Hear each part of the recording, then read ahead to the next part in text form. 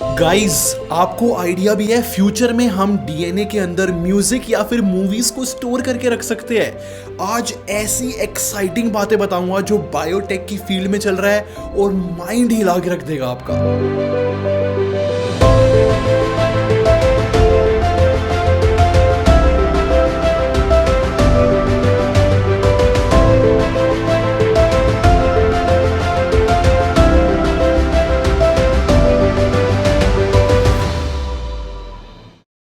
अगर आज के टाइम की बात करते हैं ना, तो मेरे हिसाब से जितनी भी टेक कंपनीज हैं उनकी सबसे बड़ी प्रॉब्लम है स्टोरेज।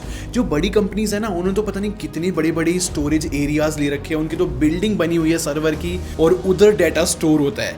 लेकिन फ्यूचर में ऐसा बताया जाता है कि डीएनए हार्ड ड्राइव आएंगी जो बहुत बेटर सोल्यूशन होगा। और ये जो डीएनए हार्ड ड्राइव है ना, ये हजारों साल चल सकती है बिना किसी प्रॉब्लम के। अगर हम अपने डीएनए की बात करते हैं तो वो कितने हजारों साल का डाटा स्टोर करके आ रहा है हमारे एंसेस्टर्स का, और इसी चक्कर में हम बता सकते हैं कि जो हमारी फ्यूचर जनरेशन होंगी इन डीएनए हार्ड ड्राइव की वजह से बहुत ज्यादा बेनिफिट्स ले पाएंगी। इस बात को समझने के लिए आपको एग्जांपल की रिक्वायर्ड है, क्योंकि ऐसा बताया जाता है कि आज तक जितनी भी मूवी रिलीज हुई है ना, वो हम डीएनए हार्ड ड्राइव के अंदर स्टोर करके रख सकते हैं, जो कि शुगर क्यूब के साइज की होगी। इनफैक्ट माइक्रोसॉफ्ट और यूनिवर्सिटी ऑफ वॉशिंगटन में ना डेमोन्स्ट्रेट करके भी दिखाया था कि कैसे वर्क करती है टेक्नोलॉजी, और उन्होंने इंटरेस्ट भी शो किया है। देखते हैं भाई फ्यूचर में कैसे टेक्नोलॉजी हमारे काम में आती है।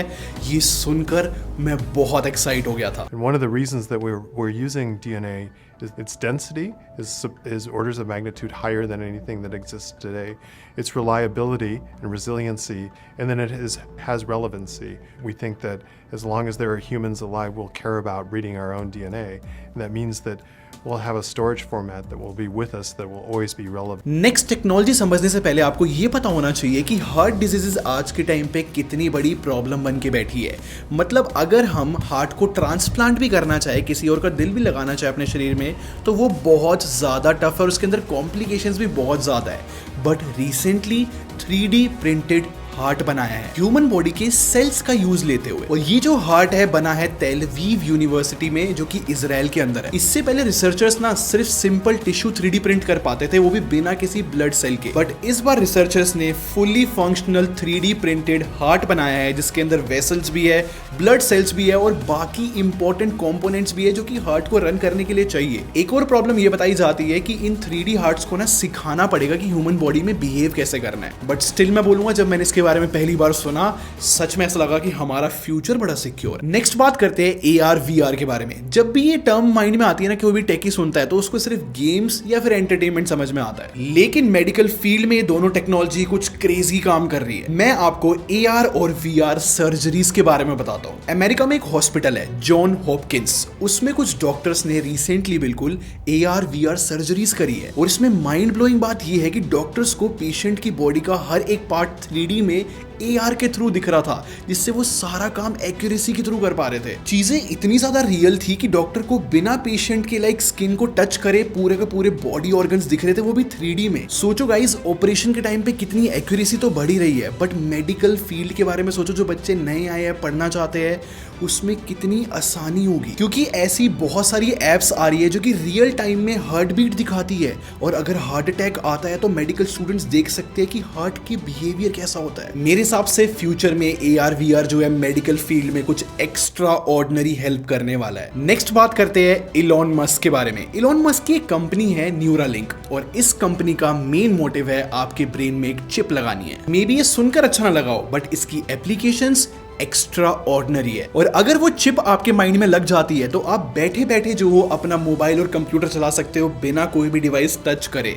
और ये चीज ज्यादा सेंस बनाएगी अगर आप पैरालाइज्ड पर्सन का एग्जांपल लेते हो, उनके लिए ऐसी चिप लगाना बहुत ज्यादा हेल्पफुल हो सकता है। साथ के साथ इलॉन मस्क का तो इतना कहना है कि अगर कोई एल्जाइमर्स, डिमेंशिया या फिर स्पाइनल कॉर्ड इंजरी से सफर कर रहा है तो ये इसको क्योर तक कर सकता है। इस न्यूरालिंक को जो है ना, एक मंकी के अंदर इम्प्लांट करा था, और उसकी एक वीडियो आई थी जो सुपर इंटरेस्टिंग थी। पहले उस मंकी को गेम खेलना सिखाया कंट्रोलर के साथ और उसको जो है रिवॉर्ड में स्मूदी देते रहे, और फिर न्यूरल लिंक ने जो है रिकॉर्ड करा कि कौन से न्यूरॉन्स फायर हो रहे हैं, और मजे की बात उस जॉयस्टिक को बाद में डिस्कनेक्ट कर दिया। उसके बाद वो चिप वर्क करने लगी और जैसे जैसे मंकी सोच रहा था गेम में वही हो रहा था। इन शॉर्ट ब्रेन से वो गेम खेला जा रहा था। और नो डाउट ये टेक्नोलॉजी अभी इनिशियल फेज में है।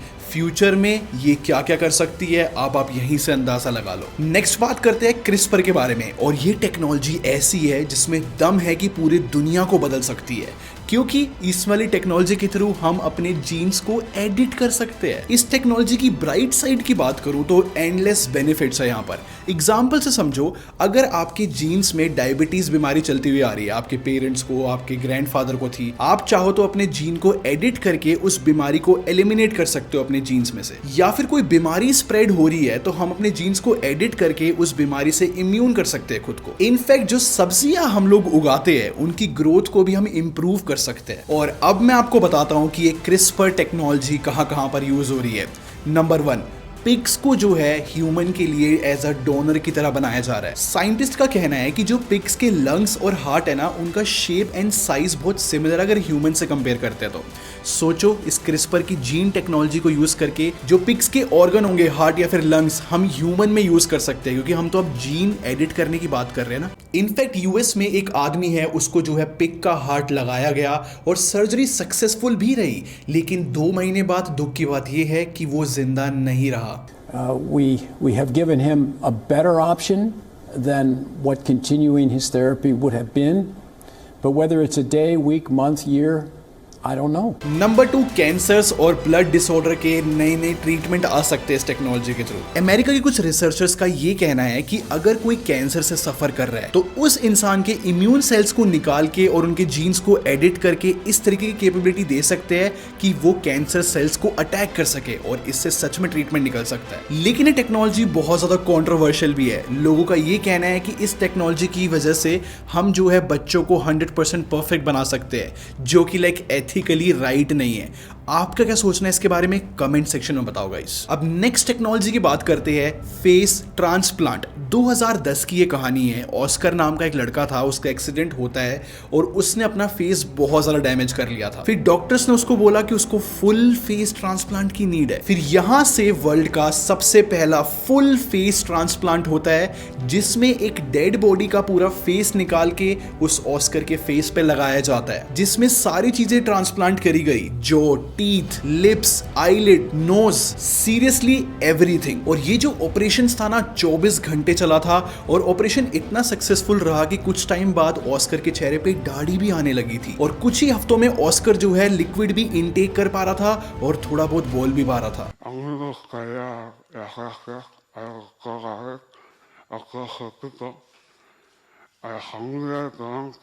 और ये टेक्नोलॉजी इतनी सक्सेसफुल रही ऑस्कर के लिए कि वो 1 साल के अंदर अंदर 90% अपने फेस को कंट्रोल कर पा रहा था। और भूलना मत, ये बात 2010 की थी, और 2010 से लेके आज तक ये टेक्नोलॉजी और इंप्रूव होती जा रही है। इनफैक्ट 2017 में जो है एक और यहाँ पर फेस ट्रांसप्लांट हुआ था फुल, जो कि 31 आवर्स तक वो ऑपरेशन चला था। पेशेंट का नाम था केटी, और उसने जो है सुसाइड करने की कोशिश करी थी और अपने नोज की तरफ गन शॉट कर लिया था। इस वजह से उसका चेहरा डैमेज हो गया था। पर आप इस फेस ट्रांसप्लांट टेक्नोलॉजी की पावर देखो कि उसने इतनी अच्छी रिकवरी करी कि नेट जियो तक ने उसके ऊपर डॉक्यूमेंट्री बनाई थी।